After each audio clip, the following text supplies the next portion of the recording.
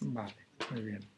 Bueno, pues eh, el otro día contaba que en, en el prefacio de, bueno, en los dos prefacios, a la primera y a la segunda edición de la Crítica de la Razón Pura, yo creía haber entendido que Kant parte primero de, bueno, una reflexión sobre las trampas a dónde nos puede llevar la capacidad humana de pensar, ¿no? En lo que se refiere a establecer unos ideas o juicios a priori peligrosos porque queden un poco desvinculados de la...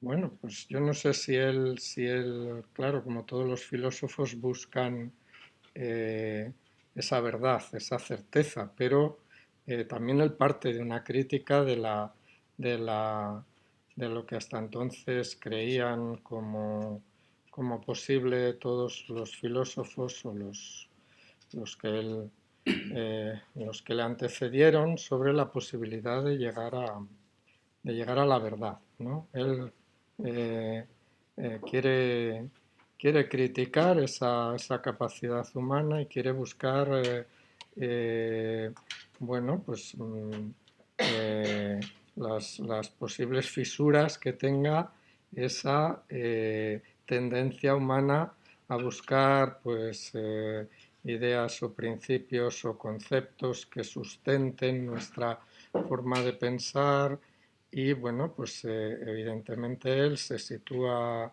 en su tiempo y en el tiempo en el que él vive, pues ya la física ha avanzado, bueno, la matemática que era la ciencia de la época de Descartes, que le sirve a Descartes un poco también como base en su método de pensar, y luego tiene la física de Newton, que ya pues avanza un poco sobre el conocimiento del mundo, de la naturaleza y bueno, a ese nivel también Kant va a criticar la filosofía empirista de Hume que dice que en la propia observación de la naturaleza, en los propios datos, están ya incluidos las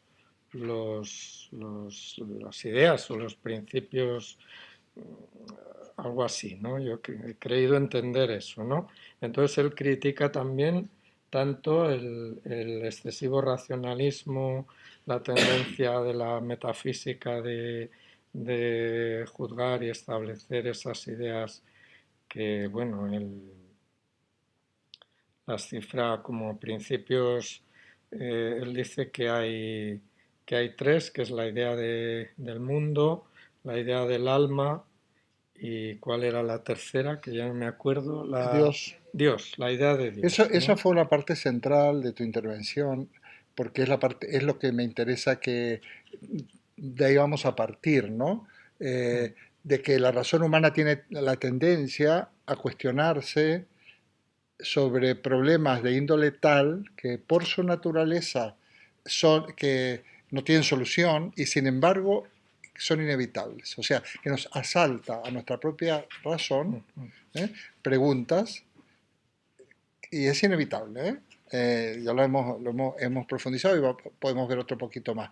Pero que nos asalten estas cuestiones no quiere decir que nos esté refiriendo a algo que verdaderamente exista.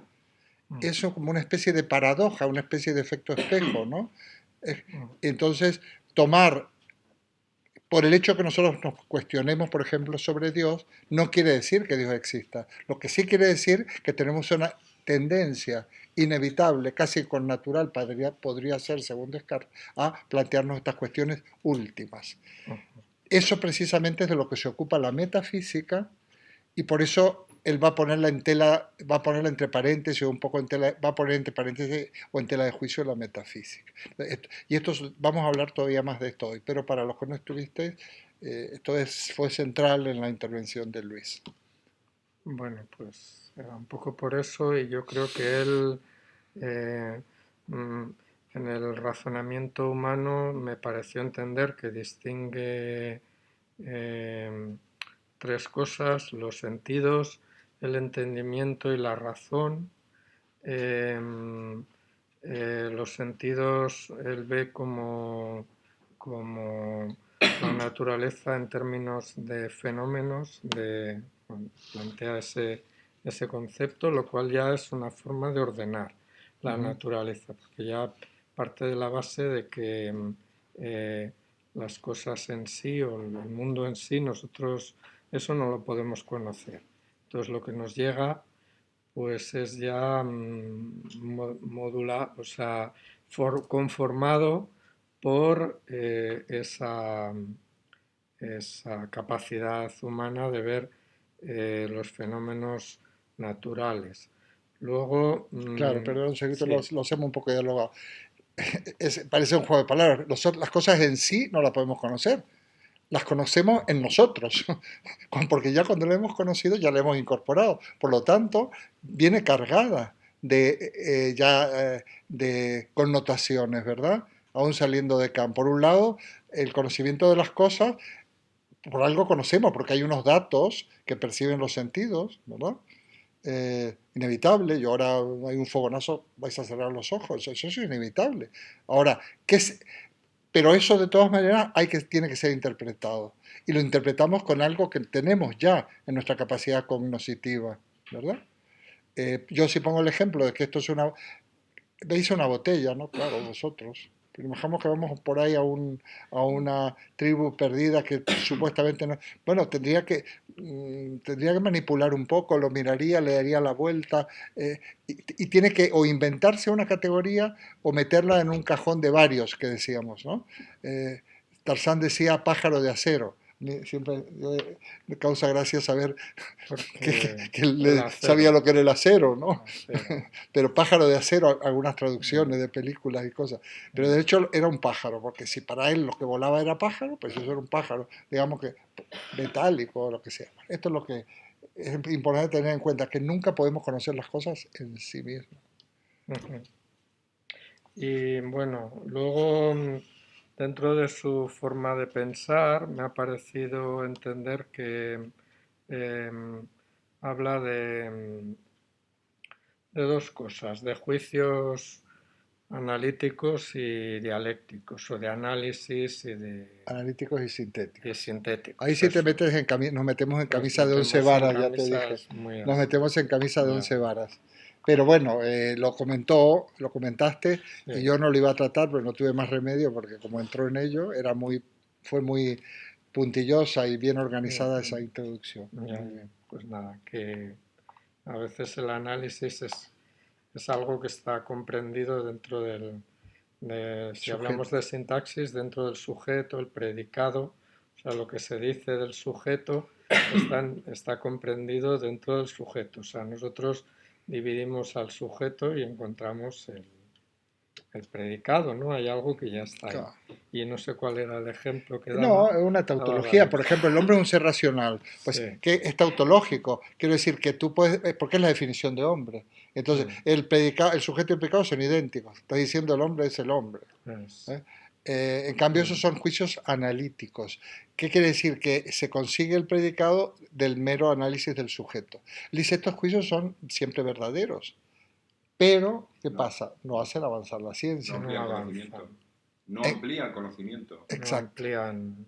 Sin embargo, los mm, sintéticos, y el ejemplo que él pone es sí, el agua hierve a 100 el grados, agua hierve. Sí, efectivamente, no está comprendido en el concepto de agua que hierva a 100 grados, porque no hay por qué hervirla ni nada. Lo que pasa es que si la ya, hierve, va a hervir a 100 grados. Entonces, ese es un juicio sintético. Quiere decir que haces avanzar el conocimiento. Son muy interesante esto, pero entramos en unos términos un poco específicos, ya, porque él va a inventarse, por decir así, un juicio que le llama sintético a priori, y esto es complicado, ¿eh? Yo no sé si lo dejamos un sí, poquito así. lo Dice, dejamos. obteniendo, digámoslo, el analítico lo bueno que tiene es que son siempre verdaderos, aunque no hagan avanzar el conocimiento, y el sintético tiene lo bueno que aporta el conocimiento, pero, dice él, son juicios a posteriori y para él no son muy certeros, porque dependen en el fondo de los sentidos. Y él Ya, quiere uno que aúne ambas cualidades. Pero yo creo que nos tenemos que quedar ahí, por ahora. Nos quedamos ahí. Muy bien. Pues En ese tema, digo. muy bien. Y tú, entonces, ¿qué me podrías decir para Kant? Entonces, ¿qué pasa con la metafísica? Con la metafísica, pues pasa que él evidentemente piensa que procede de esa capacidad autónoma. Él no plantea que el ser humano sea, en su capacidad de raciocinio, sea tan autónomo de la experiencia, ¿no? Y entonces se establezca unos juicios a priori que no tienen, o unas categorías o unos conceptos que no tienen asidero real, que son puro engaño. Él Sí. está criticando la ¿Él acepta entonces la metafísica. metafísica como ciencia? No, No. ¿Cuáles son las él- ciencias para él? las ciencias para él es la física, Y las la matemáticas física y las y matemáticas. las Y sin matemáticas. embargo, la metafísica queda erradicada, digamos, del campo de la De- ciencia. De hecho, en la crítica de la razón pura se pregunta, ¿cómo son posibles los juicios sintéticos a priori, que son esos que a él le gustan, que no los hemos explicado, en la matemática, cómo son posibles en la física, y sin embargo ya en la propia crítica estamos... Y si son posibles, o Sí sea, son, en la metafísica, o sea que no anticipando, son, anticipando que no que lo van a no hacer. son. Bueno, pues terminamos Vale, con esta cuestión tan interesante que él dice, precisamente tú empezaste así, de que Kant empieza a hacer una crítica de lo que se ha conocido hasta ese momento, y él nos dijo, escribió, de que hasta ese momento los pensadores, los científicos, los filósofos se habían ocupado de ver cómo se podía conocer, que cuál era el método para conocer, sí, sin cuestionarse si realmente la razón humana, por su podría. naturaleza, puede conocer. Por lo Mm, tanto, dice Kant, que esto me gusta mucho, me parece muy bonito, incluso muy... Es necesario, dice Kant, someter al tribunal de la razón a a la la razón razón misma. misma. Me parece Mm, estupendo. Entonces, esto es la crítica de la razón pura. Es como una, es decir, bueno, la propia razón debe ponerse en tela de juicio. Ella misma debe, digamos, mm, eh, llamarse a declarar sobre este asunto para ver realmente qué puedo conocer.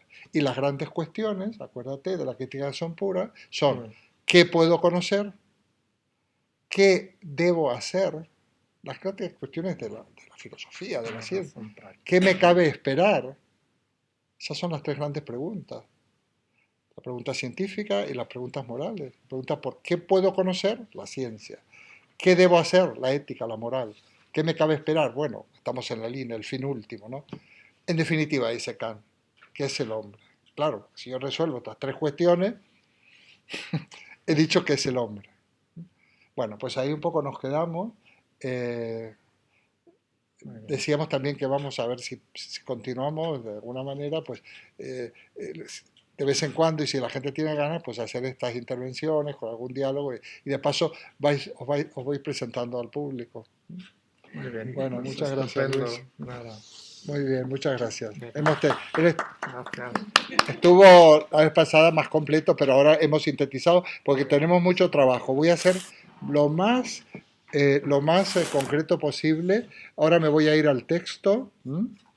Que he mandado una segunda versión, no os preocupéis porque la tenéis, ¿eh? Pero quiero asegurarme de que lo tengo que encontrar, a ver,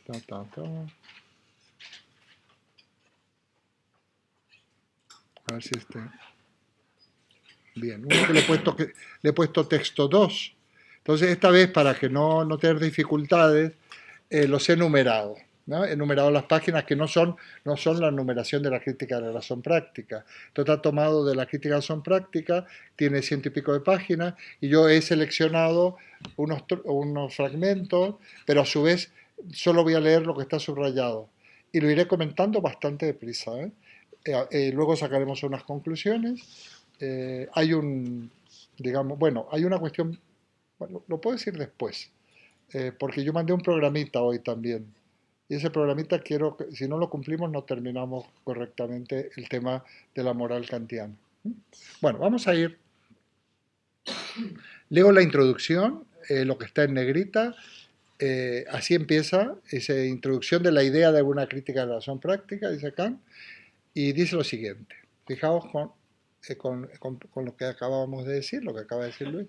El uso teórico de la razón se ocupaba de objetos de la mera facultad de conocimiento, y una crítica de él respecto de ese uso se refería propiamente solo a la facultad del conocimiento puro, porque, ese conocimiento teórico, este suscitaba la sospecha, que en efecto se confirma luego, de que fácilmente se perdía más allá de sus fronteras entre objetos inalcanzables o aún conceptos contradictorios entre sí. ¿Eh? Esto pasaba, es que es interesante, este conocimiento de estos conceptos puros nos hizo sospechar, de hecho, cuando dice tiene la razón este singular destino de verse acosada por cuestiones de índole tal, nos hacía sospechar de que se perdía más allá de sus fronteras y que además incluso era contradictorio. Bueno, cuando empezamos a preguntar por el origen, por Dios, por la inmortalidad, ya nos perdemos. Hemos salido de las fronteras de la ciencia, en el fondo. Hemos salido de las fronteras de la ciencia. Eso no quiere decir que esté mal, ¿eh? Pero tenemos que tener claro cuando estamos en ciencia, ¿eh? Y cuando no estamos en ciencia. Yo siempre hago la analogía, ciencia es, según Wittgenstein, una especie de neocantiano muy esquinado, pero de lo que se puede hablar en ciencia, pero no es de lo único que se puede hablar. Ahora, de lo que se puede hablar en ciencia, si no de lo que no se puede hablar en ciencia, mejor es callarse, en ciencia. Ahora, a partir de ahí, se abre el terreno de lo místico y de todo lo que se puede hablar, de lo que quieras, de poesía, de arte, de música, de amor, de lo que se te dé la gana. Y además no tienes que dar fundamentos. Decir, bueno, oye, mira, Teodoro, a mí esto me gusta, a mí no, pues muy bien, pero no, ya está, a mí me gusta. ¿Y por qué? Mira, la verdad es que no sé, pero me gusta. ¿O por qué te gusta? Me ha gustado, me ha gustado. ¿Por qué? No sé muy bien, pero no sé, me ha entrado. No tenemos por qué. Bueno, entonces, para que veáis que, en definitiva, dice él, distinto es ya lo que sucede con el uso práctico de la razón. O sea que vamos a ver algo distinto. O sea, el uso práctico de la razón nos va a permitir pensar en otras cosas que el uso teórico, o sea, el científico, nos tenía que hacer ser muy parcos y limitados. Bueno, aquí tenemos pues la primera cuestión. Estoy siguiendo el texto, lo que está en negrita. ¿Basta la razón pura por sí sola para determinar la voluntad o bien como empíricamente determinada o es solo un motivo determinado de la voluntad? O sea, está hablando, van a quedar cosas en el aire porque no voy a definir cada término, pero si con la razón pura realmente podemos llegar, por ejemplo, a determinar el bien, ¿eh? Que va a ser uno de los aspectos centrales de la razón práctica o de la moral. Pues no, yo anticipo, pero no, ya lo hemos dicho, cuando distinguíamos, ¿os acordáis? Razón teórica de razón práctica. ¿Os acordáis que decía, bueno, hay cosas que no tenemos más remedio que no se pueden resolver científicamente? Aunque nosotros utilicemos esa razón para todo y es muy útil. Poníamos el ejemplo, me quiero comprar un coche, tengo 20.000 euros. ¿Qué es lo mejor que me puedo comprar? Pues tendré que hacer un sondeo, no me voy a ir. ¿eh? Eh, o quiero llegar a tal sitio lo más pronto posible, pues ahora tendremos que ver. Pero hay cuestiones que no podemos tener esas certezas. Y entonces por eso decíamos que las decisiones prácticas son siempre apuestas, más o menos alocadas, todo hay que decirlo. ¿eh? Hay apuestas súper alocadas y hay otras que no. ¿Por qué? Porque si pensamos, está saliendo un poquito afuera de Kant, en cómo funcionamos los seres humanos, lógicamente nos apoyamos en el criterio, en el conocimiento, en la experiencia previa, en lo que te dicen. Apoyamos en muchas cosas, pero hay cosas que no podemos asegurar. Ahora, el científico tiene que asegurar, siempre en relación con unas variables, porque ya hemos dicho que el agua nunca hierve a 100 grados, ¿eh? Tiene que ser agua pura, tiene que estar a nivel del... Nunca hierve exactamente a 100 grados, pero tiene que ser algo certero. Si yo construyo un avión, ese avión no se tiene... Con esos principios científicos no puedo apostar y decir, bueno, mira, el 90% esto está bien, no, porque es un desastre, ¿no? Entonces, pero sin embargo, un 90% en decisiones morales es magnífico. Es estupendo. Bueno, seguimos. Avanzo mucho, mucho, mucho. Bueno, en lo que sería nuestra paginación, el principio de la tercera página. Aquí enuncia la ley fundamental de la reacción, de la razón práctica pura. Esto lo vamos a ensamblar, pero yo primero quiero ir Hoy quiero ser más ordenado que nunca. Es la siguiente, es el famoso imperativo categórico. Es muy interesante. Es que si a mí me gustaba Descartes y sacaba tantas lecciones de vida, ni os cuento con Kant. Ni os cuento con Kant. Yo he sacado, yo personalmente, eso no quiere decir que todo el mundo, saco unas grandes pistas para la vida en Kant. Obra del tal modo que la máxima de tu voluntad pueda valer siempre y al mismo tiempo como principio de una legislación universal. ¿Cómo se traduce esto? Bueno, hay otra formulación y luego las comentamos.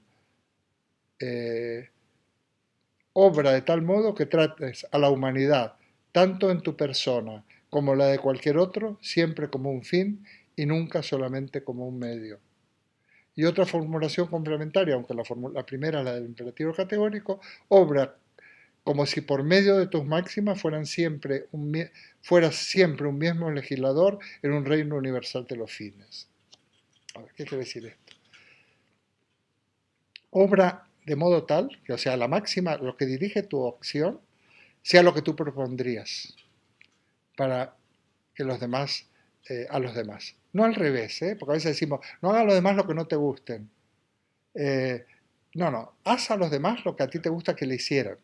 Es como más positiva. Ya hablaremos, no me puedo olvidar, cuando hagamos lo que había puesto en el programita, lo que son, lo que yo le llamo éticas positivas y éticas negativas, o éticas del sí y éticas del no. Entonces, nosotros, y es importante porque cada ser humano es un legislador universal en pequeñito. Mi conducta, es que esto tiene como consecuencia, esto podríamos hacer un seminario entero solo de esto, de estas máximas. Fijaos, cuando yo obro mal no me ve nadie, ¿verdad? Nadie me está viendo, no, yo saco la basura. Bueno, eso es un disparate porque la basura la van a encontrar. Pero nadie me está viendo y yo tengo pensamientos de odio o negativos. O sea, realmente la humanidad es como si fuera un gran conjunto en donde yo soy responsable de la humanidad también. Entonces, como yo obre, tiene algún grado de repercusión. Hay algún dicho de alguno de estos pensadores que si aquí no sé qué ocurre, eso mueve una hoja en las antípodas, ¿no? El vuelo de una mariposa, el aleteo de una mariposa. Y muy tal. bien, pues sería interesante recuperar esa cita. Y es así. No, es que aquí nadie se entera, no en un momento. Nosotros estamos construyendo la sociedad en la que queremos vivir. Entonces, es muy importante sentirnos responsables individualmente. Obrar de manera tal que eso es lo que tú propondrías. Bueno, otra cosa... Ser nuestros propios guardianes de la conciencia, ¿no? Y no querer hacer a los demás lo que no quieres que te hagan a ti, más o menos. Sí, pero al revés planteado. A mí me gusta más hacer a los demás, o sea, funcionar como creo, como que yo propondría como máxima, ¿no? Es parecido. Hay que adelantarse. Yo esto lo entiendo como que siempre de cara a los demás hay que adelantarse. No hay que estar esperando que te hagan recibir nada, sino que hay que adelantarse a si tú puedes hacer algo por alguien, hacerlo. O sea, tú eres un impresionante ejemplo. Tú eres un impresionante ejemplo de eso. Bueno, es importante que trates a la humanidad, tanto en tu persona como en la de los demás, siempre como un fin y nunca como un medio. Qué importante. Fíjate todo lo que sale de ahí. Todo lo que sale de ahí, de una concepción generosa, de una concepción de nunca se puede manipular a nadie. Y si hiciéramos otras consecuencias, por ejemplo, laborales, nunca puedes utilizar a un ser humano como una manera de enriquecerte y explotarlo, y cosas por el estilo.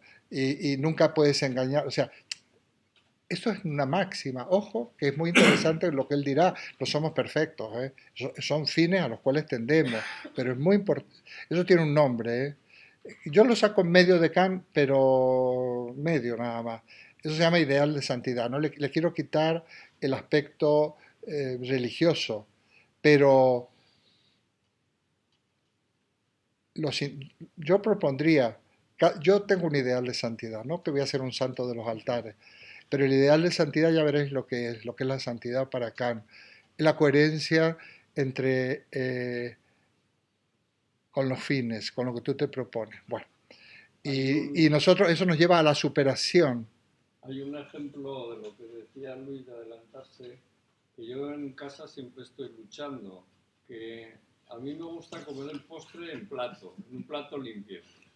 No me gusta A mí, comer a mí una también. naranja en un plato en el que he comido pollo, por ejemplo. Sobre todo. Y entonces puede ser, voy a poner ahora una hija, porque siempre hay mujer. Una hija, por ejemplo, me dice, papá, ¿quieres que te traiga un plato para el postre? Y mi contestación siempre es la misma, no me lo preguntes, tráemelo, ¿sabes? Es lo que decía, adelántate, o sea, porque claro, te preguntan, ¿quieres un plato para el postre? Y digo, no, déjalo, pero yo quiero que me lo traigan, entonces la diferencia es mucho más, esa persona se portaría mucho mejor conmigo, sería más buena para mí, si va, no me pregunta y me trae el plato. Sería más kantiano si tú cogieras y le pusieras plato de postre a todo. A ella les estás pidiendo algo, entonces yo creo que un error es pedir cosas a los demás. Entonces no tenemos que pedir nada, o sea que por no te tienes que ocupar. Ya, de pero si entonces los demás... cuando me pregunta ¿quieres un plato? ¿Yo qué digo? Oye, Teodoro, ¿te puedo preguntar una Que cosa? sí. Sí, ¿Por qué no te levantas tú por el plato? toma ya.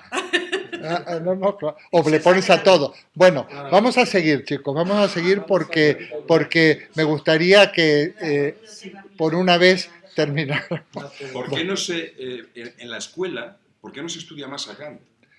A ver, Porque nunca no, se no, a lleva. ver.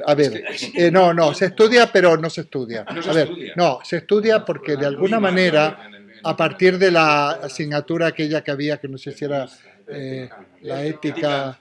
El problema es que en la escuela yo te podría decir, ¿y por qué si yo estudié tantos años de música no sé música? Porque no se nos enseñaba bien. Claro. Acuérdate de Descartes, no es que no, nosotros es que no se ha hecho un buen uso de no se nos ha enseñado bien. A mí me hacían estudiar biografías de Beethoven y de Mozart, pero yo lo sabía, o dibujar notas corcheas y redondas y fusas y semifusas, pero yo no sé leer un pentagrama, una partitura. Es por lo mismo. Cuando tú exiges de una determinada manera, ya los que explican esto en bachillerato, bueno, tienes que hacer ver esto, para eso está el profesor. Pero yo modestamente lo hacía. Mi época de bachillerato para mí ha sido fundamental, porque era consciente que estaba educando. Claro. Bueno, ellos siempre estamos educando. Es que yo considero que hay cosas más importantes que otras. Y Kant, por lo que yo estoy viendo, porque Kant, yo no sé, como casi todos los que estamos aquí, o por lo menos en mi caso, se ha estudiado muy deprisa, muy de memoria, y 4 cosas que además, no te han llevado a nada. Y además, entonces aquí estamos viendo cosas abstractas, claro, y que nos pueden ayudar en la vida de todos, es decir, porque son verdades muy evidentes. Bueno. Entonces, en fin, no sé. Por eso pero es que pues, seguiremos, es que de eso se trata, de ir hilando fino. Claro. Porque a mí me gusta trabajar o estar con gente en varias sesiones, porque lo que yo se lo comentaba, me parece, a Lola los otros días en el concierto, porque no es lo mismo dar una conferencia o un curso de 3 sesiones o de 6 y ya está. No, yo voy viendo que vosotros vais introyectando, incorporando una serie de cosas y cada vez podemos estar mejor, aunque podríamos ser menos, pero no importa, pero es que todo esto hay que seguir hilando fino y ya veréis lo que da de sí. Y ese mi compromiso un poco, mi oferta es esa, seguir hilando fino. Entre otras cosas también, no sé si se lo comentaba, nos sentamos al lado con Lola, porque la filosofía para mí es comunicación. Yo no soy el escritor de que me puedo sentar en mi despacho a leer. No, es comunicación. Y cuando yo estoy tratando de explicar esto, yo voy generando y aclarándome, ¿no? Y bueno, seguimos.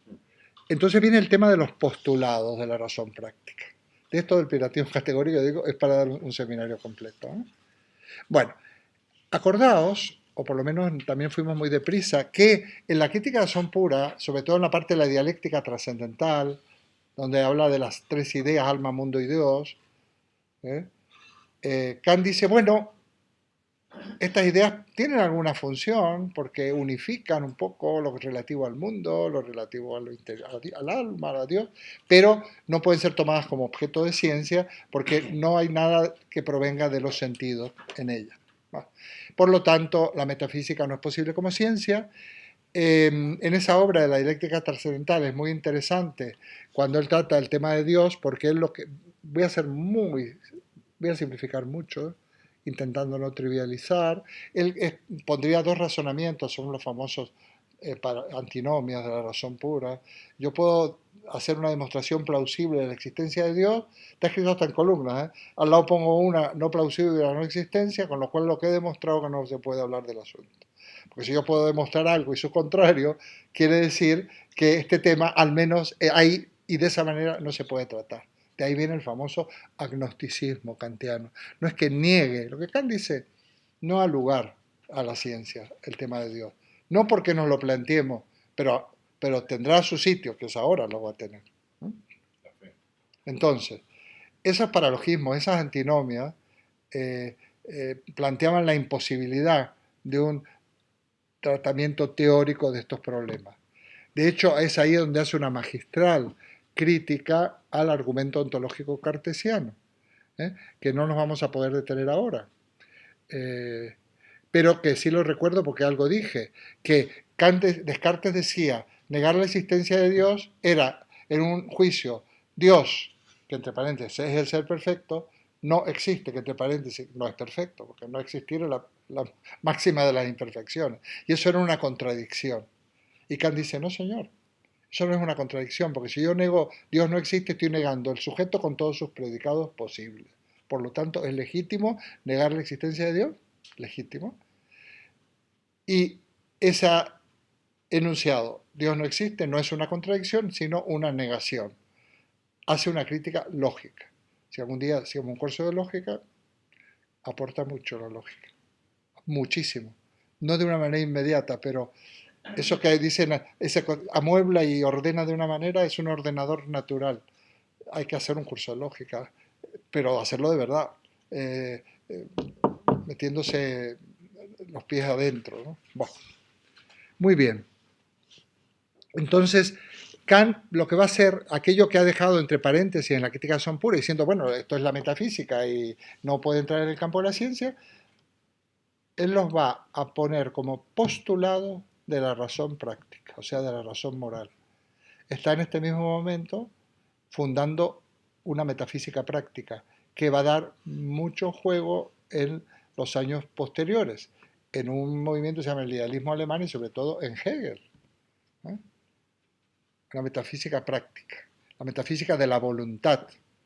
Mirad, yo no necesito que nadie demuestre la existencia de Dios. Yo lo asumo a Dios, sería porque me da la gana, porque quiero, porque mi voluntad lo acepta, y es un postulado, y los postulados no hay que demostrar. Postulo la existencia de Dios y la inmortalidad del alma. Voy a leer lo que él dice y luego voy a recordar alguna traducción que yo me conozco que también queda muy claro. Bueno, empiezo por la que conozco. Dice así, debería haber, dice Kant, un lugar allende este mundo en donde el ser, el deber ser y el ser se unifiquen. ¿Qué quiere decir esto?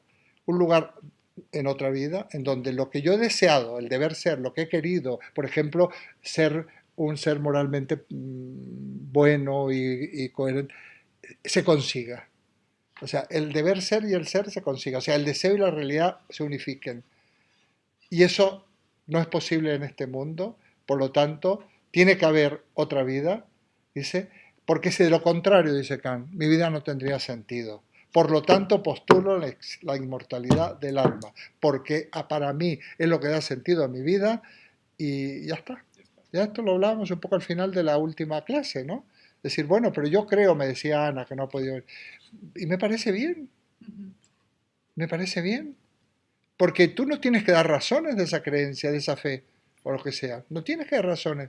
Tú crees, tú tranquila, tú crees. Eso te organiza, te da esperanza, te hace pensar que todo esto tiene sentido. Pues adelante. El ateo, por ejemplo, no tiene por qué, por ser ateo, no encontrar el sentido a la vida. También, hay varias maneras de encontrarle sentido a la vida, aún con una concepción en donde no contempla la inmortalidad del alma. Y os aseguro que se encuentra el sentido también muy interesante y muy similar. No es, para mí no es imprescindible, pero para Kant sí lo era. Entonces, esto es una lectura muy interesante para aquellos que han asumido esa opción, ¿no? Decir, bueno, yo me sigo creyendo que va a haber otra vida. Pues perfecto, ya está. Bueno, entonces se postula, como lo dice aquí, dice, la obtención del bien supremo en el mundo es el objeto necesario de la voluntad determinada por la ley moral. Dice, pero en esta la completa conformidad de las intenciones con la ley moral es la condición suprema del bien supremo. Bueno, ¿qué viene a decir? Que la completa adecuación de la voluntad a la ley moral es la santidad. O sea, si tú eres totalmente, la total coherencia con eso máxima que hemos leído, eso sería la santidad. Yo me apunto, ¿eh? A avanzar en esa línea. Muy lejos de mí, que ni siquiera incluyo a Dios en mi esquema personal. ¿Puedes repetir la santidad? ¿La total? No sé. La completa adecuación de la voluntad a la ley moral es la santidad. Pero nunca conseguimos ser. Entonces, como no lo conseguimos en esta vida, según Kant, en la otra sí lo vamos a conseguir. Dice, la completa adecuación de la voluntad a la ley moral es la santidad, perfección que no puede alcanzar ningún ente racional del mundo sensible en ningún momento de su existencia. Aquí no lo podemos alcanzar. Solo puede hallarse en un más, como no obstante se exige como necesario, etc., solo puede hallarse en un progreso proseguido hasta el infinito hacia esa perfecta conformidad. O sea, siempre es preferible, es posible ser mejores. Esto tiene que ver, aunque no lo dice aquí, Octavio, a ti te va a sonar, con la utopía, ¿no? La exigencia moral y también la exigencia de lo que nosotros pretendemos para la sociedad es una gran y hermosa utopía, que probablemente no se consiga nunca, pero siempre caminamos en pos de esa utopía y cuanto más nos acerquemos a ella, más habremos construido en esa línea. Si además, no eres creyente, vamos, no aceptas un Dios en tu organización, tu filosofía personal, bueno, no deja de ser que eso se va a ir alcanzando. Yo creo que yo soy de los que piensan que vivimos en una sociedad mejor, a pesar de todo. Yo pienso que vivimos en una sociedad mejor. Estamos mejor. ¿Mejor que qué? Mejor que antes. Mejor que antes. Sí, mejor que antes. A pesar de todo. Aunque eso sería otro tema, a medida que digamos, progresan los adelantos y las condiciones, crecen las amenazas.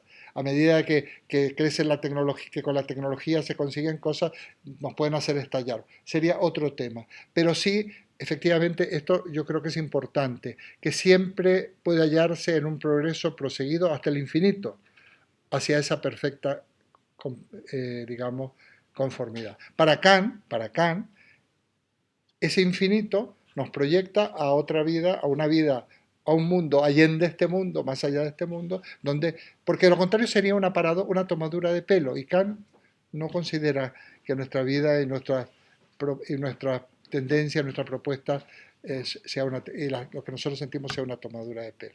Pero sí que es importante lo de la utopía. Eso es una utopía. Sí, claro, que es una utopía. Pero no confundamos utopía con quimera. Quimera es un disparate, pero una utopía, claro. Que seamos más generosos, más justos, que la sociedad sea más solidaria. Es una utopía, pero bueno, cada vez somos más responsables, ¿eh? Cada vez, yo creo que estamos, sin darnos cuenta, esta ciudad está limpia, tiene unos buenos contenedores, a nadie se le ocurre, cuando digo a nadie, a la mayoría no se le ocurre dejar una cosa fuera de sitio, no, qué sé yo, estamos siendo bastante respetuosos, bastante tolerantes, ¿eh? Yo creo que la generalidad de la sociedad, por ejemplo, española, es que la gente es tolerante, que no se ven conductas tan radicales de discriminación hacia un inmigrante, de discriminación racial, de discriminación por por orientación sexual y cosas. Es una sociedad bastante libre, ¿eh? Yo no tenemos que confundir, yo creo que se ha conseguido mucho. Nosotros vivimos bueno, sería otro seminario, en el mejor de los mundos posible, porque vivimos en un lugar que es el que más puntúa no por lo que tú ponías, pero más o menos, pero no, pero estoy de acuerdo contigo, ¿eh? Cuando a veces tú nos has dicho, Teodoro, bueno, pero tan mal estamos, ¿será posible? Claro, porque uno hace hincapié en las cosas que están fastidiando, pero tenemos muchas cosas muy interesantes para sentirnos muy orgullosos y para que realmente este sea un país casi modélico, curiosamente. Bueno. Pero este progreso infinito solo es posible suponiendo una existencia que perdure hasta el infinito y una personalidad del mismo ente racional, lo que se denomina inmortalidad del alma. Por lo tanto, prácticamente el bien supremo solo es posible suponiendo la inmortalidad del alma. Y esto es un postulado de la razón para él. Esos son los postulados. Nos das mucho juego, cada uno postule lo que quiera. Seguimos avanzando mucho. La existencia de Dios, en la página más o menos en la quinta, porque modifiqué un poquito, es también otro postulado.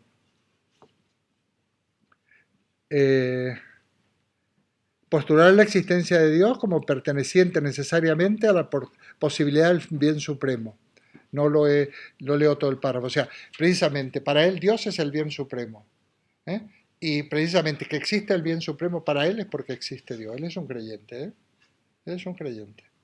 Lo que pasa es que es un creyente que al mismo tiempo sabe que cuando está en la ciencia, y cuando está en el ámbito de la fe, está en el ámbito de la fe.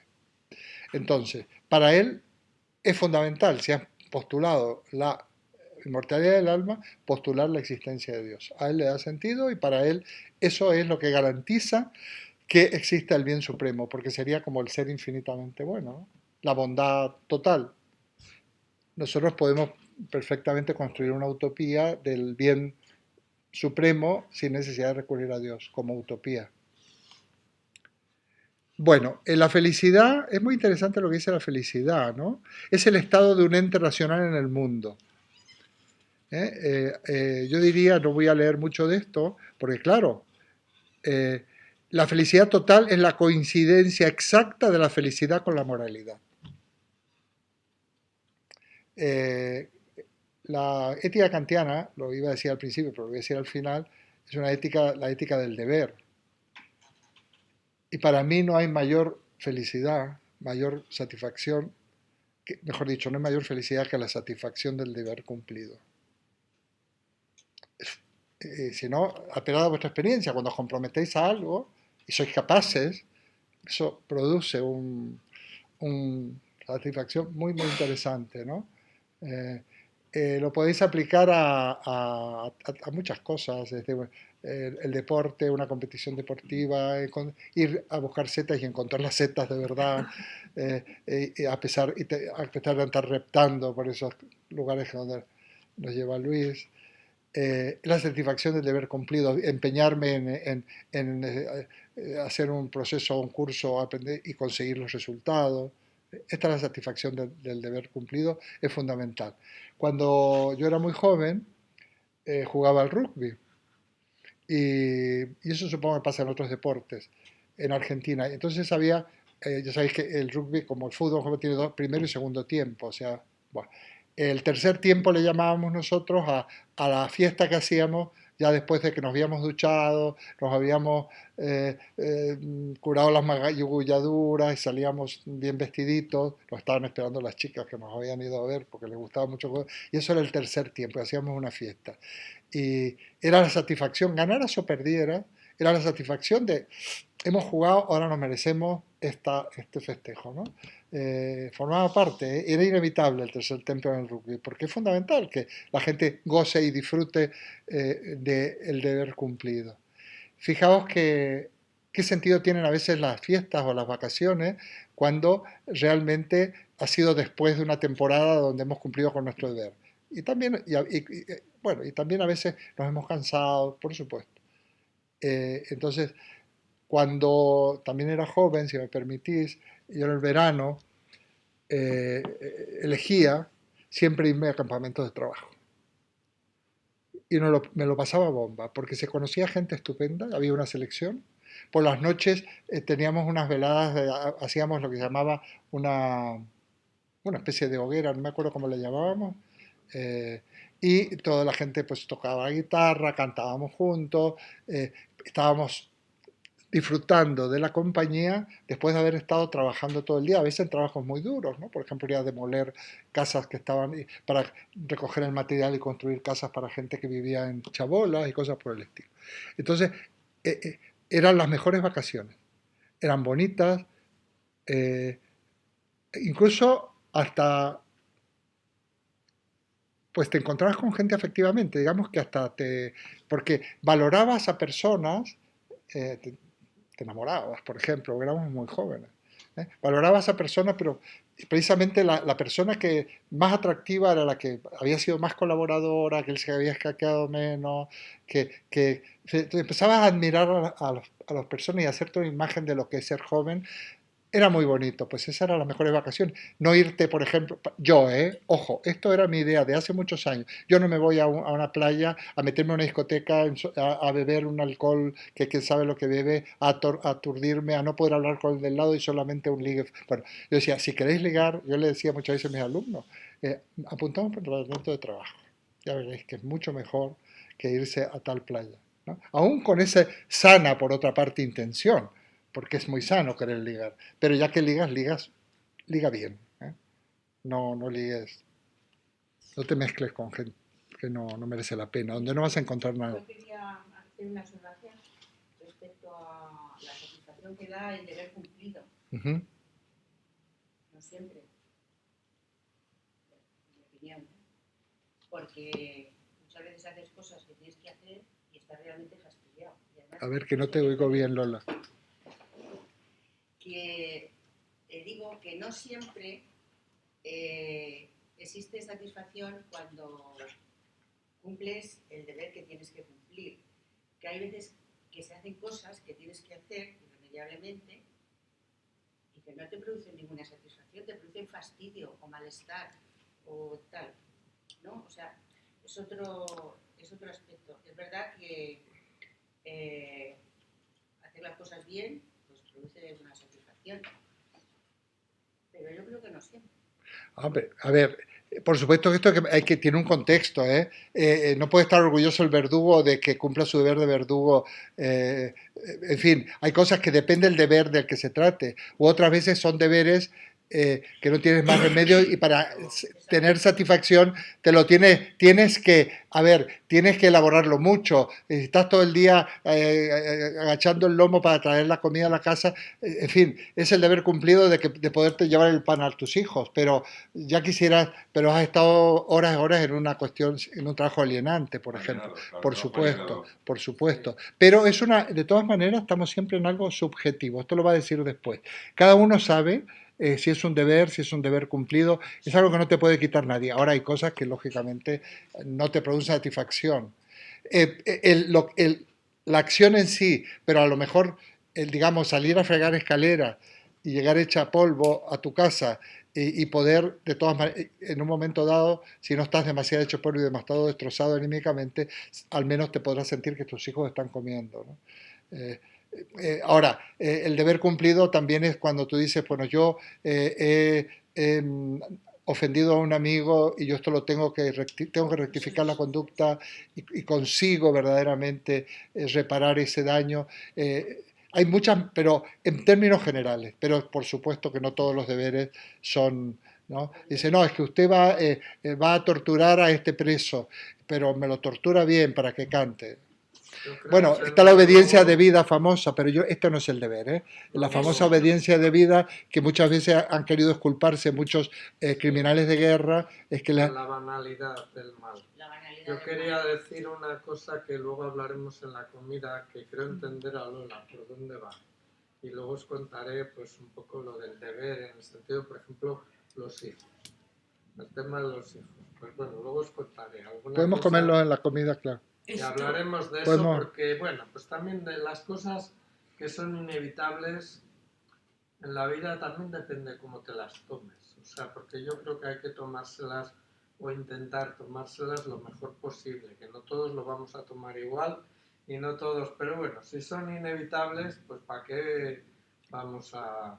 Pero yo quiero entender aquí a Kant, cuando habla de deber, es como un deber moral que él se impone, que él lo busca. Por ejemplo, el no hacer mal a los demás, el tratarles bien. Es ese el deber que... Y entonces cuando tú actúas así, sientes esa satisfacción.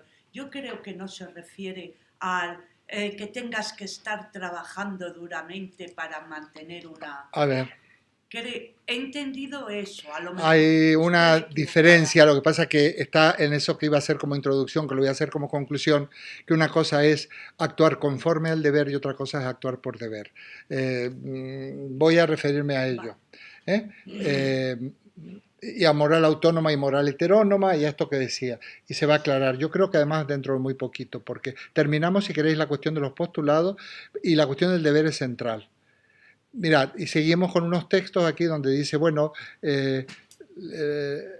la moralidad, dice la coincidencia exacta de la felicidad con de la felicidad con la moralidad, ¿no? Es lo que es. El bien supremo solo es posible en un mundo si se acepta una causa suprema de la naturaleza que tenga una causalidad conforme a la intención moral. Estamos hablando de Dios. Si ha de suponerse para el bien supremo es un ente que mediante entendimiento y voluntad es la causa, por consiguiente, el autor de la naturaleza, es decir, Dios. El postulado de la existencia de Dios, vuelve a aparecer la posibilidad de suponer este bien supremo, lo cual, como solo se da bajo la condición de la existencia de Dios, une su suposición inseparablemente con el deber. O sea que es moralmente necesario suponer la existencia de Dios, porque si no, el deber no tendría sentido también, porque él no es un relativista. Lo mismo que pasa con Descartes, tampoco es un relativista. Cabe observar en este caso que esta necesidad moral es subjetiva. Y aquí hay un gran párrafo, muy importante tener en cuenta, es subjetiva. Estamos hablando de algo que no es como la ciencia, que objetivamos, que intentamos, es subjetivo. Entonces aquí admitimos muchos matices, el que acabas de hacer tú, todos los matices que seguiremos haciendo. Bueno, pertenece solamente al deber la elaboración para producir y fomentar el bien supremo en el mundo, cuya posibilidad pues puede postularse, pero nuestra razón no la encuentra concebible de otro modo, etcétera, etcétera, etcétera. A ver, la ley moral conduce a través del concepto de bien supremo como objeto y meta final de la razón práctica pura a la religión, para él. Él lo completa con la religión, sabe que está en religión, él es religioso. Es decir, al conocimiento de todos los deberes como mandamientos divinos, no como sanciones. Ética positiva y ética negativa. Mandamientos divinos. El deber eso adquiere su forma en un mandamiento divino. O sea, esta moral donde postula la existencia de Dios se concreta en la religión. Él es el religioso. Dice, de ahí que también en este todo siga siendo desinteresado y fundado solo en el deber. Pero tenemos que hablar del deber, Ahora al fin. La ley moral ordena que el máximo bien posible en un mundo sea para mí el último objeto de toda conducta. Pero no puede esperar lograrlo más que en base a la coincidencia de mi voluntad con la de un autor santo y bondadoso del mundo, o sea, con Dios. La moral no es propiamente la doctrina de cómo hacernos felices, digamos que interesante esto, sino de cómo debemos hacernos dignos de la felicidad. Esto tiene tela. Yo esto lo puedo super extractar y lo sigo mandando. La moral no es propiamente la doctrina de cómo hacernos felices, sino de cómo debemos hacernos dignos de la felicidad. Toda dignidad, somos dignos, depende de la conducta moral. Somos dignos si realmente esa conducta moral, funcionamos así, ¿no? La moral en sí nunca debe tratarse como doctrina de la felicidad. No es un método para ser felices, como instrucción para llegar a ser partícipe de la felicidad. Pero la moral, sí la moral que se limita a imponer deberes sin proporcionar medidas para deseos interesados, lo que acaba de decir Luis, se expone completamente entonces, solo después de haberse despertado el deseo moral, fundado en una ley de cultivar el bien supremo, de traernos al reino de Dios, que antes no podía surgir en el alma interesada. Y con vistas a él se ha dado un paso a la religión. Esta doctrina moral puede denominarse también doctrina de la felicidad, porque la esperanza de eso solo se inicia con la religión. Bueno, pero es muy importante esta cuestión. Vamos a ir terminando. Entonces, la coincidencia con la santidad de su voluntad como adecuado al bien originario supremo. Ahora se desprende que en el orden de los fines, el hombre es fin en sí mismo, es decir, jamás puede ser usado por nadie, ni siquiera por Dios, como medio sin ser al mismo tiempo fin. Y por consiguiente que la humanidad en nuestra persona debe ser sagrada para nosotros mismos, porque el hombre es sujeto de la ley moral y por lo tanto de lo sagrado en sí. Esto es muy, muy interesante y muy importante. De aquello por lo cual y de acuerdo con lo cual también solo algo puede ser calificado de sagrado, pues esta ley moral se funda en la autonomía de su voluntad en tanto voluntad libre. O sea, si hay algo sagrado, independientemente de todos, somos nosotros mismos. Es muy importante porque aquí hay un punto de confluencia en aquellos que ven lo sagrado en un Dios y lo sagrado en un hombre, en el ser humano, que es un fin en sí mismo. Lo sagrado está también en nosotros. Nosotros somos sagrados también, porque por eso nuestros semejantes son sagrados. Bueno, estos postulados no son dogmas teóricos, dice Kant, sino presupuestos en un aspecto necesariamente práctico. Son presupuestos morales, no son dogmas. Tampoco eran dogmas las leyes científicas, pero tampoco son dogmas estos. Porque ya veremos que son, hay que asumirlos, ahí viene lo del imperativo, el deber que uno asume y es coherente y que nos lleva a la satisfacción del deber cumplido. No son dogmas. Bueno, pues ahí hay una serie de cosas. Compara ya con lo anterior, dice el problema en cuya solución la última, es decir, lo que tratábamos en la crítica de la razón práctica pura nos llevaba a paralogismos. La razón especulativa no contenía más que una antinomia cuya solución solo podía fundarse en un concepto, sin duda pensable problemáticamente, pero no determinable ni demostrable para ella en su realidad objetiva, a saber, la idea cosmológica de un mundo inteligente, etc. Eran todas cuestiones que no se podían tratar, pero que aquí sí. En efecto, bueno, voy a avanzar porque quiero conclusión. Bueno, aquí hay una cosa. A mí se me ponen los pelos de punta, y eso que tengo bastantes. Dos cosas llenan el ánimo de admiración y respeto, siempre nuevos y crecientes, cuanto más reiterada y persistentemente se ocupa de ellas la reflexión. Dos cosas llenan el ánimo de admiración y respeto. El cielo estrellado que está sobre mí y la ley moral que hay en mí. Dos cosas son admirables. No olvidéis que decía Aristóteles que la admiración es la causa del filosofar, es la causa del pensar. El cielo estrellado que está sobre mí, todo lo que nos rodea, y la ley moral que está dentro de mí, que está en mí. Rotundo, ¿eh? Rotundo. Bueno, terminamos nuestra primera parte de la sesión de hoy. Voy a ir porque tengo más cosas, pero no, ahí me voy a quedar. Nos vamos a quedar con ese sabor de boca.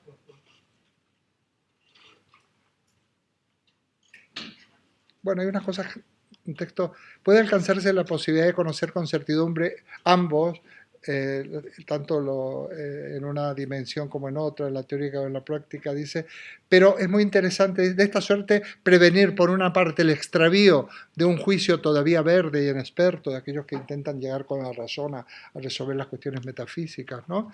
Y por la otra, lo que es mucho más necesario, impedir las exactaciones geniales que, como suele suceder con los adeptos a la piedra filosofal, sin la menor investigación metódica de la naturaleza y sin conocimiento de la naturaleza, prometen tesoros soñados y se tiran los verdaderos. Aquí está toda la crítica, yo basaría la crítica a todas estas modas esotéricas y paracientíficas que nos rodean y que nos ofrecen supuestos caminos que en el fondo nos extravían, ¿eh? Nosotros tenemos en nuestro pensamiento occidental, no es un invento de ahora, bastantes en los textos filosóficos, no como dogmas ni como normas, pistas para construir una filosofía autónoma y libre y no dejarse engañar, como diría Descartes, por falsos profetas, por alquimistas y por dos especies de titiriteros o saltimbanquis de las soluciones fáciles. Yo soy muy crítico con esto, porque además nos perjudican. No voy a ir más allá, pero es muy importante lograr esa autonomía moral. Las cosas no son por arte de magia. Y muchas veces yo he comentado a los religiosos, a gente de buena fe, y no solo religiosa, por ejemplo, no, es que yo hago meditación oriental, yoga, por favor, no estoy criticando. Digo, me parece muy bien, te hace bien, te serena.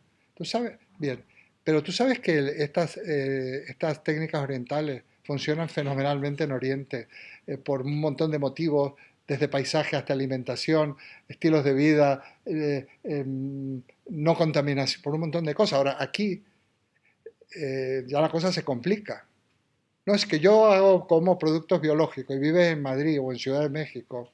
Te metes en productos ecológicos y tú vives en Madrid o vives en el Distrito Federal con un índice de contaminación y coges el coche todos los días. Entonces yo siempre digo, mira, en nuestra propia tradición, y no quiero con esto, a mí me parece muy bien el diálogo de las culturas y porque es muy enriquecedor y de las religiones. Ahora, nosotros en nuestra propia cultura tenemos pistas muy interesantes, muy aptas para una escuela de vida, pasando por los filósofos, pasando por los científicos, pasando por nuestros místicos. Basta con leer a Santa Teresa, basta con leer tenemos muchas pautas muy adaptadas a nuestra... Porque claro, la dialéctica, razón pura, razón teórica, razón práctica, ciencia moral, ciencia religión, es una dialéctica que no se la plantean en otras latitudes. Esta es nuestra problemática. ¿Por qué? Porque la ciencia, la episteme, ha hecho mucho bien y ha hecho mucho daño. No olvidéis que la ciencia se ha desarrollado básicamente, sobre todo la ciencia moderna, en el empeño por fabricar armas cada vez más mortíferas o vehículos por mar, por aire o por tierra más eficaces para el comercio y chupar los productos y las materias primas y explotar otros. O sea, la ciencia es así. Luego nos hemos beneficiado, pero por eso se da la contradicción. Pero nosotros también nosotros podemos decir esto que dice Kant. Dos cosas admirables: el cielo estrellado fuera de mí y la ley moral dentro de mí. En el cielo estrellado, ese cielo también os cubre a vosotros. Ahí entra la amistad. Hay muchos caminos que los puede seguir cualquiera, ni siquiera tenemos que estar demasiado iniciados en ellos, el de la amistad, el de todas estas cosas que hemos hablado tanto. Entonces tenemos a Epicuro, tenemos a Sócrates, tenemos a Platón, tenemos a Santa Teresa, tenemos a Francisco de Asís, tenemos a Abelardo, la historia de amor real de Abelardo y Loísa. Hay unas cartas preciosas que yo recomiendo. Historia Calamitatis, la historia de Abelardo y Loísa, que es real, que no son Romeo y Julieta, son Abelardo y Loísa. Filósofo, Pedro Abelardo, filósofo medieval, y Eloísa, una... Bueno. ¿Me puedo ausentar 5 minutos? Que necesito ausentarme 5 minutos. Me parece bien. Sí. Bueno, ahora entonces vamos a la conclusión y a la parte conceptual. Estos términos. A ver. Yo había hecho un programita, me parece que puse, algunos lo habréis recibido, ¿verdad? Sí, lo tenemos. Bueno, entonces decía, primero, tenemos que distinguir la ética kantiana, ¿no? La ética dice, porque de ahí surgen muchas cuestiones. Para Kant hay dos tipos de éticas: éticas materiales y éticas formales. Para él, la ética material son éticas donde lo que mueve la conducta moral, voy a simplificar muchísimo, es siempre, son éticas normalmente de premios o de castigos. Por ejemplo, estudio porque si apruebo todas las asignaturas, mi padre me va a regalar una moto. Ese sería un principio material no en el sentido de moto. O soy generoso soy amable y simpático porque quiero que me queráis, quiero granjearme vuestro cariño. Es lo interesado que hablábamos, Luis. No, las cosas no se deben hacer, digamos, para conseguir algo, sino por deber. Luego hablaremos del deber. Un ejemplo un poco bobo, pero que se pone, yo salgo del metro, tengo un mendigo, me pide limosna, ¿qué hago? Me cayó fatal. Huele a vino, está drogado, el dinero lo quiere para drogarse, no le doy. No estoy cuestionando si hay que dar o no dar limosna. En otro caso, una señora muy maja y me conmuevo y le doy limosna. Kant dice, el conmoverse es un principio que le quita validez moral al acto. Tú tienes que hacer las cosas por deber, suponiendo que tuviéramos deber de dar limosna. Las cosas no las puedes hacer ni por premio, ni porque vas a conseguir algo, ni por evitar un castigo. No, yo intento ser buena persona porque no quiero ir al infierno. Esas son éticas materiales. ¿Por qué? Porque la voluntad está condicionada. Ya sabes que acá en todo aquello que está condicionado no le gusta, porque sería lo a posteriori. Está condicionado o bien por el premio o bien por el castigo. Porque quiere decir entonces que tú pagas tus impuestos para que no te dé un palo Hacienda. Ahora, si si pudieras escamotearlo, lo escamoteas. ¿Qué clase de sociedad estamos construyendo nosotros? Él tiene una obrita muy interesante donde habla de la Unión Europea, y donde habla de cómo se podría evitar la guerra, o sea, se llama la paz perpetua, en donde verdaderamente, ¿qué tipo de sociedad conseguimos si solamente conseguimos las conductas por premios o por castigos? ¿Hay en algún país de otras latitudes de América, que no lo voy a nombrar, ponte el cinturón de seguridad porque ponen multa? Oye, perdona. Yo no me pongo el cinturón de seguridad porque ponen multa. Me pongo el cinturón de seguridad porque me sirve. Y además, doy fe. Yo tuve un accidente una vez, que me acuerdo muy cerca, por cierto, de aquí. Cuando me encuentra la Guardia Civil me dice, le ha salvado la vida el cinturón. La curva que va a Soto del Real, pero cuando vas por la carretera de Colmenar, que sigue una Navacerrada a Soto, que no había eso, que de repente, bueno, y ahí había un coche parado que yo no lo vi y ¡pumba! Le di, ¿no? Entonces, yo no hago las cosas porque me vayan a sancionar. ¿Qué tipo de conducta moral? Ojo, o estudias o te enteras, te quito la Wii o lo que sea. Eso no es manera de educar a un hijo. O si te portas bien. Se me ocurre que entonces la religión es poco generosa y poco filosófica, porque si te portas bien vas al cielo y si te portas mal al infierno. Muy buen ejemplo. Para ir al cielo. Muy buen, ya lo había pensado antes. Muy buen ejemplo. Muy buen ejemplo porque me da pie a decirte una cosa. Me da pie a decirte una cosa. Hacer una matización. Yo le llamo, hay éticas negativas y éticas positivas. En la religión, si te eres malo te vas al infierno y te achicharras, ¿verdad? Ética negativa. No hagas esto porque te voy a castigar. Ahora, nosotros también tenemos en nuestra tradición occidental la base de la ética positiva. Yo le llamo ética de la invitación. Y hay un señor muy interesante que dice, un solo mandamiento os dejo, amaos los unos a los otros. Eso no es un mandato, eso es una invitación.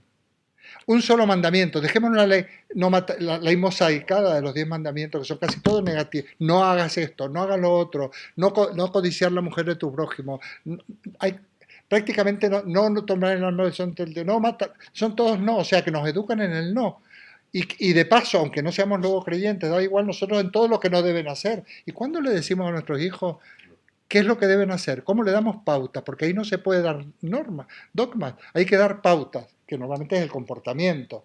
Lo que hay que hacer es traer tú el plato, y no solo el tuyo, no se has levantado, pero a todos. Tú, con tu ejemplo, sugieres. Tú no me dices, oye, Eduardo, qué mal, eres un irresponsable que tiras la basura. Tú vas y me muestras, vas conmigo y la basura la tiras en su sitio. Yo le llamo éticas de la invitación. Son muy interesantes. Sugerir, verbos que se pueden usar. ¿Por qué no hacemos esto? yo tuve una formación, era muy pequeño, tuve una formación militar, en un liceo militar. Yo tenía todas las formaciones más interesantes, ¿eh? Y entonces, en un momento dado, uno tiene mando y había que tomar en un simulacro pues tal posición. Mis compañeros que tenían mando, del mismo rango, digamos, ¡ah! A los gritos, el que no haga esto se va a enterar, le va a caer un puro. Y yo decía, muchachos, ¿qué tal si lo tomamos nosotros primero? Ahora, yo no me quedaba dando voces, yo salía corriendo el primero junto con ellos y sinceramente me funcionaba, ¿eh? Y me ha funcionado también con los alumnos. Chicos, ¿qué tal si le metemos esto? Lo vamos a hacer bien, ¿qué os parece? Éticas de la invitación, y funciona muy bien. Sí. Y tiene mucho que ver con lo kantiano. Las éticas rigoristas, y el deber, Marisa, es un deber que yo no me imponen, yo lo asumo. Lo invente yo o no, porque no siempre inventamos las cosas. Yo acepto que vivo en una sociedad donde tenemos que... Pero una vez que yo lo he asumido, me tengo que comprometer con ello. Entonces hago mío el deber. Y ese deber sí es el que nos lleva a la satisfacción del deber cumplido.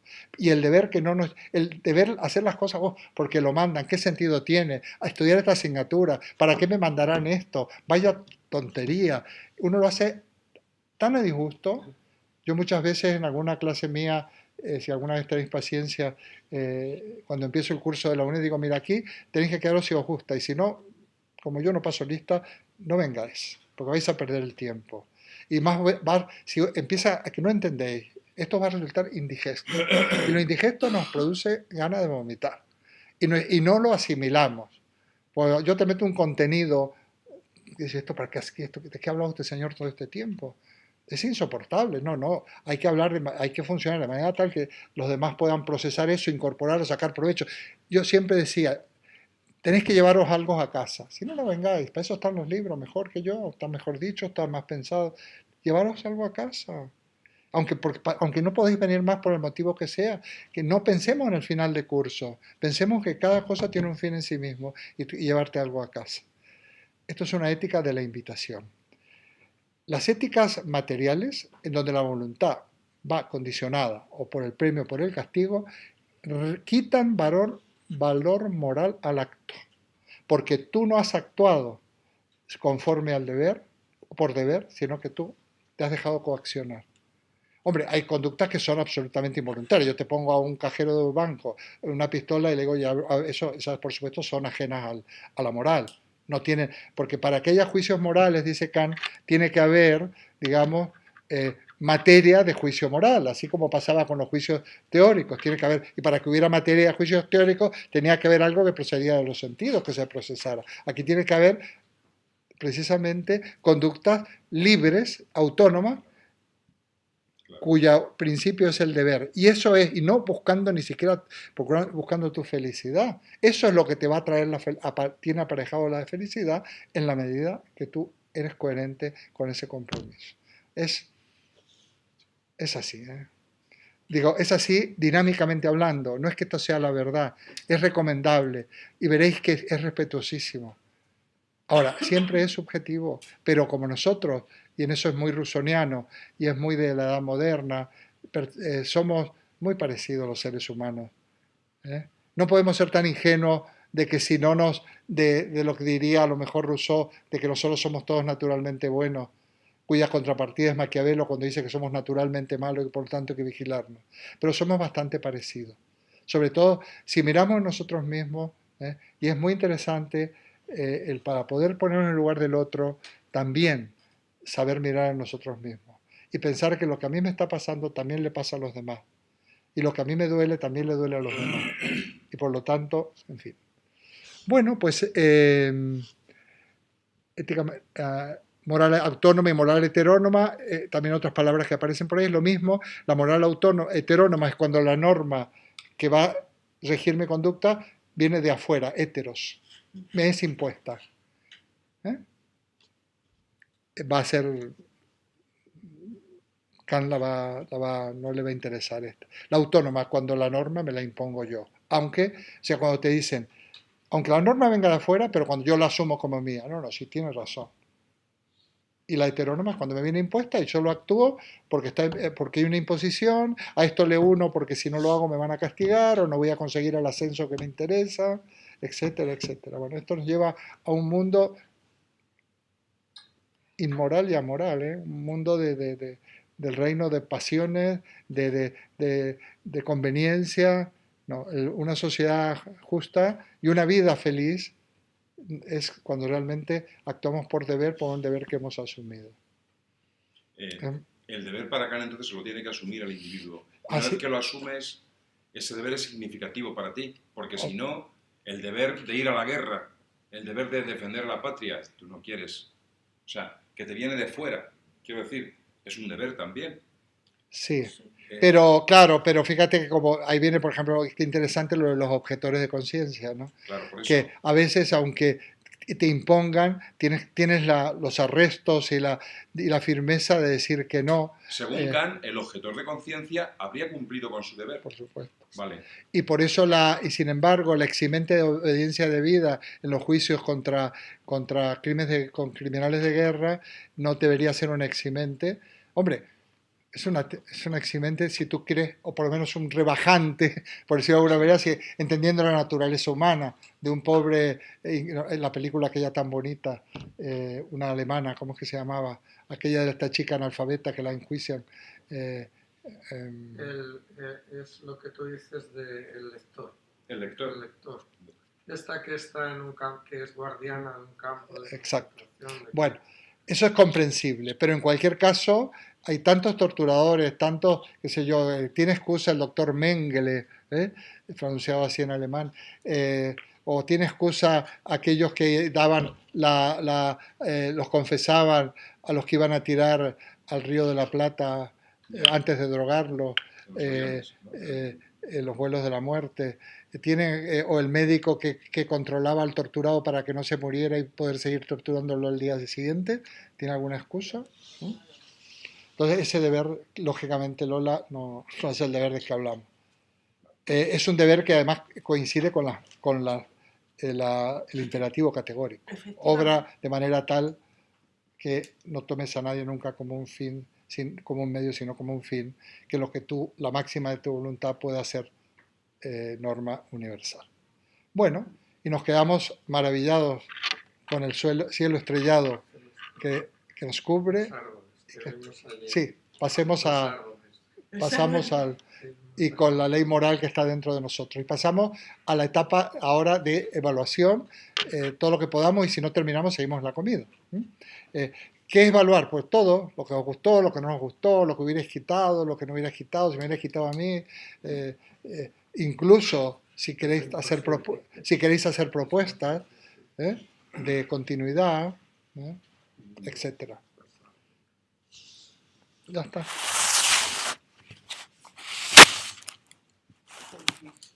Pues mira, sinceramente, yo todos los días que he venido aquí he salido como tú nos has dicho, llevándote por el camino algo a casa, que vas pensando en ello y vas diciendo, ¿y cómo lo formo? ¿Y cómo lo hago? ¿Y cómo lo desarrollo? Más que formarlo, ¿cómo lo desarrollo? Con lo cual, me gusta muchísimo este seminario. Yo propongo continuar y me gustaría ir conociendo más. Esto lo que te crea existe esta puertecita, existe esto. Más adentro hay más cosas. Eso es lo que yo quiero, seguir pasando y verlo. Y por otra parte, lo que dices tú de la lógica me interesa, me crea también mucho interés conocerlo. Eso puede ser un seminario corto, no incompatible con seguir en esta línea o una línea parecida, ¿no? Digamos, se puede hacer una tercera edición de la filosofía como escuela de vida, continuar, quizás centrándonos en pocos autores o en uno incluso, o en 2 o 3 libros, o en un libro, pero nos da también para mucho. Y el otro puede ser uno muy reducido, de 3, 4 sesiones, para poner un ABC que te digas, bueno, la lógica es esto. Eso es. Sí, sé que no se puede profundizar en todo como estamos, pero estamos dando unas pinceladas que nos abren puertas para seguir profundizando. El de lógica es más minoritario a lo mejor, pero por eso, pero yo no tengo inconveniente en hacer uno y el otro seguir en esta línea si hay público y si esta casa nos sigue acogiendo con generosidad y amabilidad. Y si no nos cogen con amabilidad y generosidad, todo que puede suceder, pues tendremos que buscar algo con nosotros para reunirnos y seguir con ello. Muy bien. Sí, Bueno, yo suscribo todo lo que dice Marisa. No hemos hablado antes, pero la propuesta que ha hecho de continuar y de hacer un seminario de lógica, incluso de si no nos dejan local, buscarlo. No hay ninguna razón para que no nos dejen, ¿no? Está muy hombre, bien, exactamente. Claro. Sí. Yo creo que bueno, este municipio es amplio y bueno, esto es una petición más. Ya está. Bueno, yo creo que no es que nos portemos bien o mal, es que No, yo creo que es necesario. Es necesario. Y esto a la Universidad Popular yo creo que le da solera y es un acto bastante humanista al tener un seminario de filosofía. Aquí creo que hemos aprendido todos mucho y bueno, y tampoco han sido tantas las jornadas que hemos tenido. Hemos aprendido mucho y sobre todo hemos aprendido a amar más el hecho de pensar, de sentir, de estar, de filosofar. A mí me gustaría, aparte de la lógica, que creo que es interesante, me gustaría a lo mejor hacer una filosofía más de nuestro tiempo. Es decir, desde, por ejemplo, el 19, 20, porque hay mucha filosofía ahí. O sea, continuar en el fondo. Bueno, continuar con lo que no hemos podido ver. Claro. Porque yo creo que es importante, pues yo que sé, ver a Marx o a Nietzsche o a Hegel o a Jean-Paul Sartre o a Ortega y Gasset. No lo sé. Sí, la tercera edición sería precisamente 19 y 20. Claro, Nos hemos quedado en los albores del 19 porque Kant muere en el 1800 y poco. Claro. Y sería un poco el 19 y sobre todo el 20, con Claro. escuelas, movimientos tan importantes como el existencialismo o la filosofía Claro. analítica, filosofía del lenguaje. Efectivamente.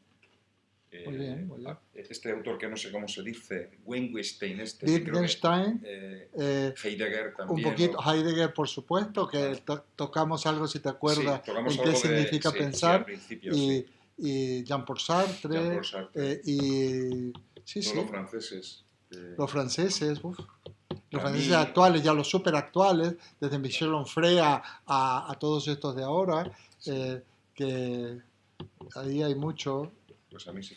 También podemos ir teniendo colaboradores que participen, así lo hacemos más, como ha intervenido Luis o aquella que fuimos pasando un poquito todos, vamos, unos 4 o 5, no es obligatorio, pero si alguien se trae preparado algo, a mí me gusta, porque yo creo profundamente, como sabéis, que la verdad es intersubjetiva, la construimos entre todos, y entonces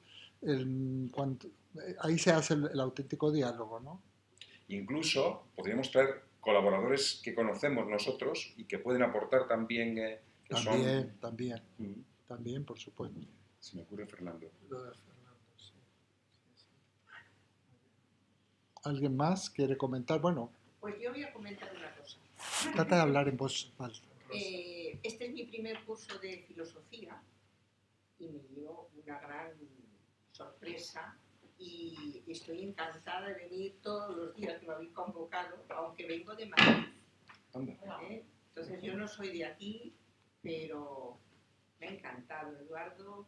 Me llevo no sé cómo explicarlo, pero muchos más conocimientos, mucho más para pensar. Bueno, me ha parecido estupendo. Sí me gustaría hacer el de lógica y por supuesto continuar, Claro. El de lógica también me llama mucho la atención, creo que todo es positivo. Así que yo os tengo que dar las gracias, Eduardo, el primero, y a todos los que están participando en este curso, que no los conozco a ninguno. No, soy Rosa. Sí, Rosa. Es Rosa. No, Yo confundía, fíjate, no he hablado, la confundía contigo. claro, no he hablado con ninguno de vosotros, por lo tanto no os conozco mucho, nada más que de vista. porque claro, vengo con la hora pegada a las 12 y me voy siempre a las 2 menos cuarto porque tengo otra facultad, o sea que casi no hemos hablado, no nos conocemos, pero de verdad que estoy encantada con este grupo y por supuesto con las clases de filosofía. Muy ¿Cómo te bien. has Muchas enterado gracias. de la asistencia de esta clase? Bueno, yo vengo de la Autónoma y entonces bueno, pues me inscribí a esta facultad también. Ujú. ¿De qué eres? He estado haciendo unos cursos para mayores hace 3 años, de Puma, Sí, sí. y ahora continuamos. Ahora Sí. sigo continuando. También lo hay en la UNED, curiosamente, pero bueno, nosotros tenemos esto. A propósito, yo cuando puse 12 a 2 era porque vivía más lejos. Si se puede adelantar un poco el horario si preferís, para quizás no tener que salir pitando a la hora de los que tengan. Se puede hacer de 11 a 1, dado que vivo aquí, ¿no? Antes, Que es mejor horario. claro, entonces podemos hacerlo de 11 a 1 y nos da más tiempo. Primero, los que tienen que salir corriendo porque tienen que atender a gente o el que se quiere tomar un café. Podemos hacer eso. Yo puedo proponerlo de 11 a 1 e incluso el día de la semana también puede tener que ver, bueno, eso es un poco opinable. Un mitad de semana no está mal. Yo creo que mientras fuera entre martes y jueves está bien para que no nos pillen ni lunes ni viernes. También yo lo hacía en función de mis clases de la universidad para no darme la paliza todo el mismo día, pero ahora, bueno, esto no va a ser necesario. Entonces, en principio puede ser, el miércoles no es mal día, incluso puede ser el jueves o cuando queráis, pero sí de 11 a 12. Yo lo pienso un poquito, porque si os da igual... De 11 a 1. De 11 a 1. 11 a 1. 11 a 1 sí, podemos hacerlo. Para solicitarlo, porque ya ese era el motivo, porque yo, quieras que no, de Navalafuente tenía un rato y luego a veces lo que me ocurre, me puede ocurrir que me levanto a las 6 de la mañana a preparar las cosas de ese mismo día.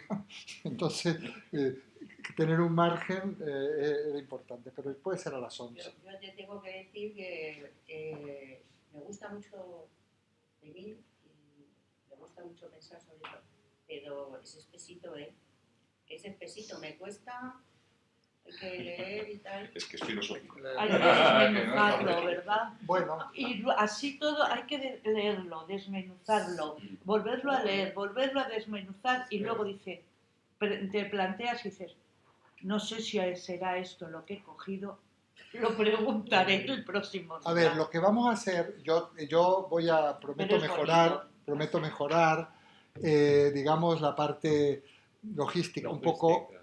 Yo voy a intentar, durante todos 2 meses, preparar una antología ya de textos, ya tenerla preparada, de esos autores contemporáneos, lecturas y cosas ya muy preparaditas. Eso por un lado.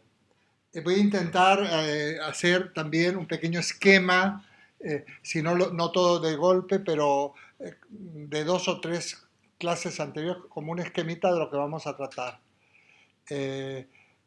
Para que podáis vosotros también decir, bueno, pues a ver, antes de que nada, ¿quién